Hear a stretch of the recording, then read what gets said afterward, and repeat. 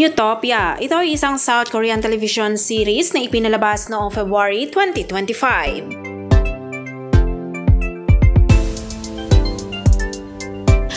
Utopia ay isang romantic fantasy zombie comedy series na makikita sa isang air defense unit sa isang mataas na gusali sa Seoul.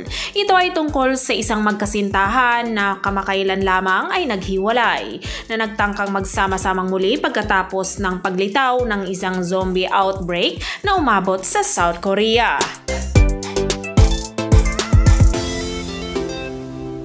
Si actor Park Jong-min ay gumanap bilang Lee Ji-yeon. Siya ay isang sundalo. Nag-enlist siya sa militar sa edad na 26 habang naghahanap ng alternatibong serbisyo sa pamamagitan ng trabaho sa defense industry.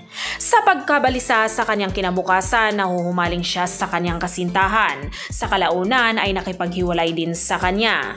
At sila ay nahaharap sa isang mundong binaliktad ng mga sangkatawan ng mga zombie. Siya ay mahina at walang kumpiyansa.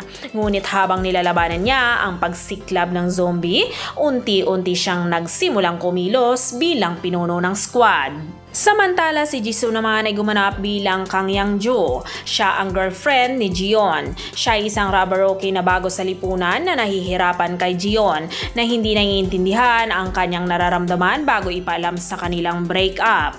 Habang siya ay nagtatakda upang makilala ang kanyang kasintahan, natuklasan niya ang isang pagsiklab ng zombie at unti-unting naging mas malakas sa paglaban para sa kaligtasan. Ang Utopia ay binubuo ito ng 8 episodes at ipinalabas na ang unang episode noong February 7 at ipinapalabas ito tuwing Biyernes hanggang March 21, 2025.